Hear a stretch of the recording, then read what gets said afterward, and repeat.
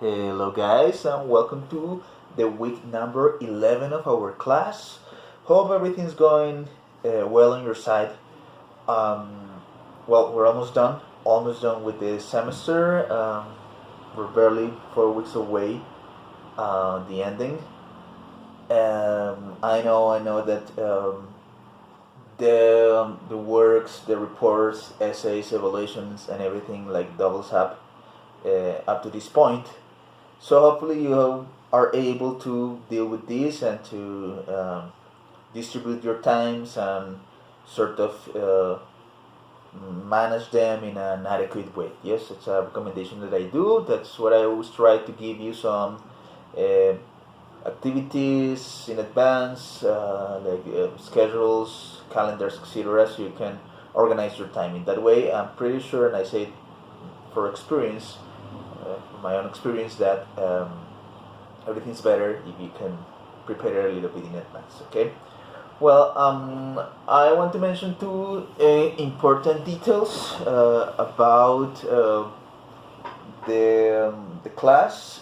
So please take this pretty much into account. This is really important.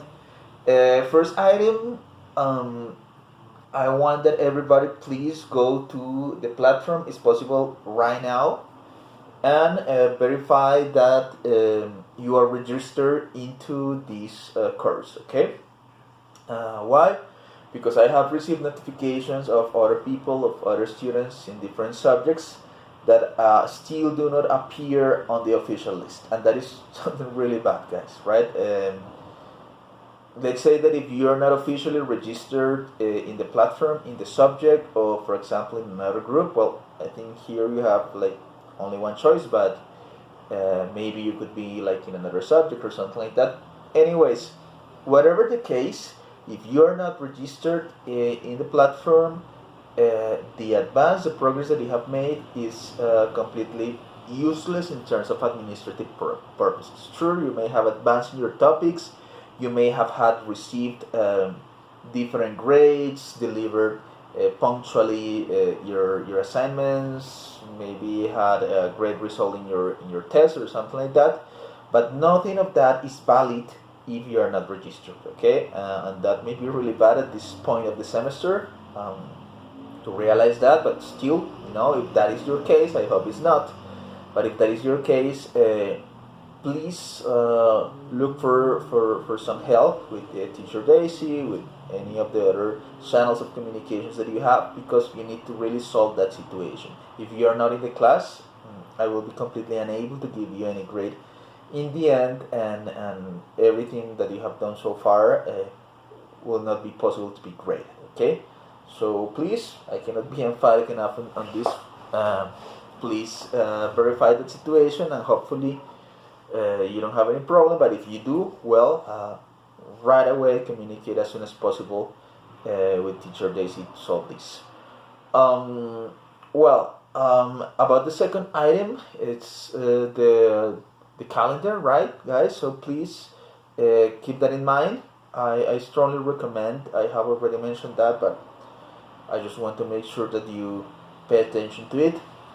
And it's the fact that we are going towards a lesson plan, right? We have already started with that. We already work on the warm-up. We already work on approaches to make students be able to read, to let's say transmit the text to them. And well, I have seen that some of you have decided to select already a definitive population and a text. Yes, some of you have very wisely selected the same book that you're reading, which is, it will be less work. Some other people have decided to select another. Well, that's okay. If that's what you want, that's fine. But I have seen that some other people have, let's say for the assignments, work with different texts. Yes, and I want to mention one more time, that is completely possible. That is okay. I am not going to lower your grade for that. That's fine. That's totally fine. What I want you to consider, or I want to make the invitation to, is that this will imply like a double work for you, just a double production, because if you work with your definitive text in the assignments, so basically you're only going to have to compile them and maybe make any adjustments or sort of correct certain things, and you're just going to have to to put that together in order to produce your final lesson plan, right? Whereas if you do it in the other way, you just select some other random texts, your assignment may be quite good, but then you're not going to be able to completely use that for the final one. So that will require additional investments of time, right? So it's just an observation. There's nothing wrong with using different texts. Probably you want to explore it and you just want to use different things. That's fine with me. I just want to mention that probably it will be a little bit more time effective to do it in that way. Okay, so just take that into account. Take into account the calendar for delivery of the lesson plan, for the presentation about the lesson plan, for the interview of the book, and finally for the test. The final test. Remember that we're going a week more. Yes, like as per what we agreed. By the time that we resume the classes after the permanent assembly, so we're having like one additional week. Yes, the semester officially finishes on August the 7th, I think, and well, we're going until 14, I guess. Yes, so take that into account. Well, guys, I would like to share today a little, let's call it poem, but it's actually a song. This is by a Tool, that is a rock band, let's call it that way. And the name of the song is Numa. Probably you're not very familiar with this word. I'll spell it for you. It's Pneuma. Numa. This is may sound similar to pneumatic, right? And it has to do with air, usually. But well, actually the word comes from a Greek philosophical concept that deals with the soul, right? Like everything that is like intangible, made out of air. Yes, so it may be relatable to the soul, right? This concept that is very somehow tricky to get, right? So let me read it for you. It's something really short. We are spirit bound in this flesh. We go round 1 foot, nailed down. But bound to reach out and beyond this flesh, become Numa. We are will and wonder, bound to recall, remember. We are born of 1 breath, 1 word. We are all 1 spark, sun becoming. Child, wake up. Child, release the light. Wake up now, child, spirit. Spirit bound to this flesh, this guise, this mask, this dream. Wake up, remember. We are born of 1 breath. We are born of 1 word. We are all 1 spark, sun becoming. We are all 1 spark, eyes full of wonder. So, well, of course, this song, if you like this kind of music, it's wonderful. I really like it. But beyond that, beyond the song itself, like the lyrics are really nice. They deal with this possibility of being more than flesh. Yes, we're not discrete existence, discrete physical matter, but they propose that most likely, like, we can be something more intangible. That's why this Numa thing refers to soul, no, our spirit somehow. And this may sound really religious. So for some of you, if you have that concept of the religious soul that goes somewhere else in the afterworld when we die, well, that's one thing. But it also may refer to something a little bit more mundane and how people remember us when we're gone, right? So by means of our ideology, by means of the deeds, the works that we have done, the memory that other people have from us after our death. which might be good, no, might be a good thing, because we might be finite guys, finite people, finite individuals or beings, but we still live a little bit more, even after our death, if somebody else remembers us, right? So that's a little bit what I wanted to mention over here. This, by the way, is a little tribute for a friend whose mother passed away these days. You can imagine that that's something really hard. So, well, these sort of things fills me with hope, the hope of dealing a little bit better with these hard losses, and believing that if you remember somebody, so that somebody is not really dead, right? Well, thanks for listening, guys. Well, this week we are going to be dealing with questions. Okay. First of all, I want to mention that this can be in any order that you want. Like this particular topic, we have been following some sort of chronology, right? Starting with the warm up, and then with presenting the text to the students. I would say that is a logical order, right? That first of all you do the warm up, then you present whatever text you're going to present. Now, starting from here, you have a little bit more freedom of what to do, right? So today we're going to deal with questions. We're going to talk about that. So if you want, you can, let's say, incorporate this in your lesson just after the reading, or maybe you can do it in the end, like in the evaluation part or something like that. It's up to you, okay? So it's not necessarily that this is like the order in which it must go. Like after the text or reading text, you have to go immediately to the questions. No, but this is the way in which I'm going to present it, okay? So you decide more or less like how to do it. Well, questions are a really problematic thing, and I am afraid that most of the teachers that taught me at some point in my life, like especially in school, right? Like in university, it was a different thing. But mostly at school, I was not really satisfied with the questions that I was asked, except by 2 or 3 teachers that were like wonderful on this aspect.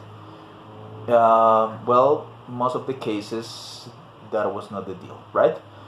And why is it, right? Because either in English or in Spanish, the typical school teacher, hopefully that's changing these days, and probably I'm just too old, but back then, a typical one was read the book, write a summary about the book, and then they asked me some questions that were really pointless, yes, about what happened in certain page, what was the color of the dress of whoever, what was the name of a certain character, right?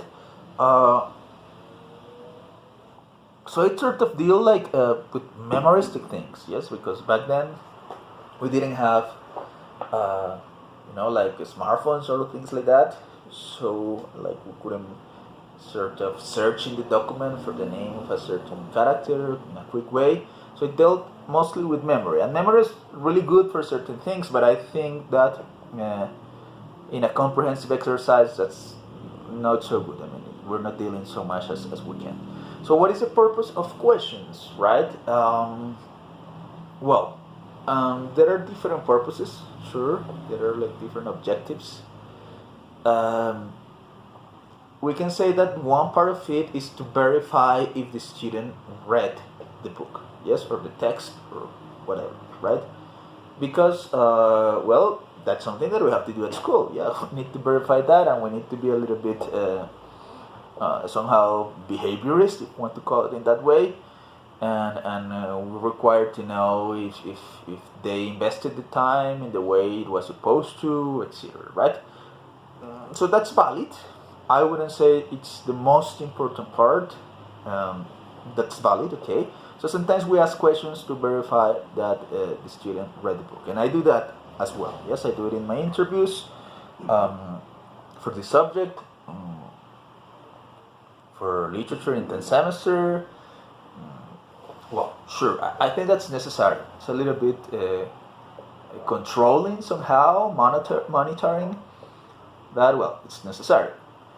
But okay, let's skip that part. Let's say that you ask some questions to verify that, the student actually read the book or the text or whatever. But then we go to the most important part. And questions are used to verify understanding, comprehension. Okay? So it's very important that you bear that in mind when you create your questions. If you go back to a little bit in the presentation and in the videos, there's like a big amount of responsibility on comprehension or understanding in the possibility of students enjoying the book. Yes, so we want them as far as possible. Yes, even under the condition that we know that probably people don't like reading a lot. Well, we try to make the experience not so traumatic, right? Like they are supposed to enjoy it a little bit, or at least not having such an annoying time. So questions are supposed to facilitate that. Yes, questions, as we know, can be intimidating. If somebody asks a question to a student from his role or her role as a teacher, we always have this perception of that it's supposed to have a right answer, and well, there is like a tension over there, right? But beyond that, we're going to try to prepare questions that help students understand the text a little bit better, comprehend it. So in that way, if I am going to understand the text, or I'm going to amplify the meaning of it, or my impressions of it, so it is likely there's a potential over there that I understand it better, and then it doesn't generate confusion or frustration, and hopefully you can enjoy it a little bit more. Or again, if you definitely don't like to read, at least you are not so annoyed by it, right? So take that into account. We're going to ask these questions in order to make the content or text a little bit more comprehensible for the student. Yes, so he can digest it a little bit more. That's something that we have some responsibility as teachers in there, right? Now, these questions can be basically of two types, and they have subdivisions, right? So we can say that there are lower order questions. Yes, so questions that are, let's say, of this order that is lower, that is doesn't require like a lot of mental processes or cognitive advances or cognitive interpretations, and the ones that are of a higher order, right? The ones that, on the opposite, do require more understanding, more processing, that require propositions, that require inferences, and some other things, right? So these lower order questions basically have like two subdivisions. Yes, the first one will be the questions of content, right? So these questions of contents will be basically about literal things that appear on the text. So these are good, for example, questions for verifying reading, for verifying if the student was able to get a certain thing, right? And was able to read and somehow analyze the assigned reading enough so he can provide an answer to these questions, right? And these questions can be, and that will be the second subdivision, can be also closed. Okay, what does it mean, a closed question? I think that you are familiar with that. Well, it's a question that is answered with a very punctual and specific information. Yes, it can be a word, it can be a whole sentence, but normally it is something that you can find in the very text itself, and that is why there is like a single answer to it, and it is right or wrong. Yeah, like closed questions have that advantage, if you want to call it that way. Like they are not too tricky to determine or to evaluate if it's okay, if it's good or not. Um, and it's going to be simple enough to get. Okay, so let me read for you a small passage that I have over here. This is by a short story by D.H. Lawrence that's called A Fly in the Ointment. Well, the title is not important over here. Let's just read the story. It says, Muriel had sent me some mauve primroses, slightly weather beaten, and some honeysuckle twine threaded with gray-green rosettes, and some timid hazel catnips. They had arrived in a forlorn little cardboard box just as I was rushing off to the school. So I know that there's a lot of tricky vocabulary in there. Probably you did not even understand some of the questions, some of the words that I mentioned over here. But summarizing this story, basically, somebody received a box full of flowers of different types. Yes, some of them were not in prime condition. No, it says, for example, that the mauve primroses were slightly, a little weather beaten. Yes, they were beaten by the weather, so probably it was raining, or there was breeze, or there was some other weather conditions that were not precisely the best for the roses, for the flowers, sorry, to be at the prime. But well, he or she received that, and they received it in a cardboard box. And this person, when he or she received that, was rushing to the school. Yes, so imagine that you were just about to go to school, you're just running, and then you receive that in this little box. So let's ask a couple of questions. Now we can say, who sent the flowers? Yes, so that is definitely a question about content. Yes, and it is closed. Yes, you can say that. Who said it? At the beginning it says, Muriel had sent me some, etc. Right? So the answer is pretty concrete, sorry. Muriel. And then, depending on the type of teacher you are, you can say, okay, write complete sentences. It will be Muriel sent the flowers. Muriel had sent the flowers.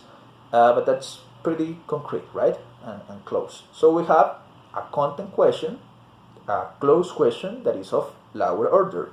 Let's ask another question. For example, how many types of flowers were there? Probably your memory doesn't work really well right now because I have just read it. So let's read it again. It says, Muriel had sent me some mauve primroses. Okay, one type. Slightly weather beaten, so nothing about that. And some honeysuckle twine threaded with gray-green rosettes. Okay, so we have two basically, because the other ones are like descriptions of additional things that they had. And then it says, and some timid hazel catkins. So there are three types of flowers over there, right? That is the answer. Yes, this was a little bit trickier, and we had to reread, but the information is there. Still, it is a content question, it is closed, and it is low order, right? Finally, we can say something like, when did they arrive? Yes, we will have to read again, look for maybe a day of the week. No, nothing about it. We can look about probably an hour. No, not specifically, right? But it says they had arrived just as I was rushing off to school. So we don't have a particular day or hour, but we can say when he was rushing for school, and that's it, right? And that will be okay. So all of these questions were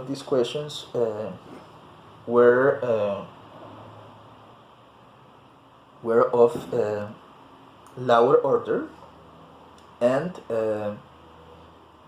they were closed, and they were about content. Okay, so as I mentioned before, this could be a good idea to verify reading, to verify a general and literal understanding, and that's it. These questions are important, guys. We have to ask them. It's important that we verify certain things, but we need to go beyond. Yes, we need to sort of show other type of understanding, because otherwise the use of literature will be completely underused. Yes, it will be completely not taken advantage of. We could just, take one of those little readings that we find in a methodology book, the ones from English books, and that will be more than enough, because from there, like, we can use all these questions that are seen. So I would recommend that, of course, you use some of these lower order questions, but do not overuse them, because that's pretty simple, and actually, they do not require a lot of preparation. You can do it just right then and there, and that will be more than enough, right? So they may be introductory, or they may be even combined with the higher order questions that we'll discuss in a moment, but that's it. Okay, so hopefully that was clear. Next video we will start talking about a higher order questions that are actually really simple, and some other ideas for asking questions, or like to presenting different information. Okay, thanks a lot. See you in the next video. Bye bye. Hugs.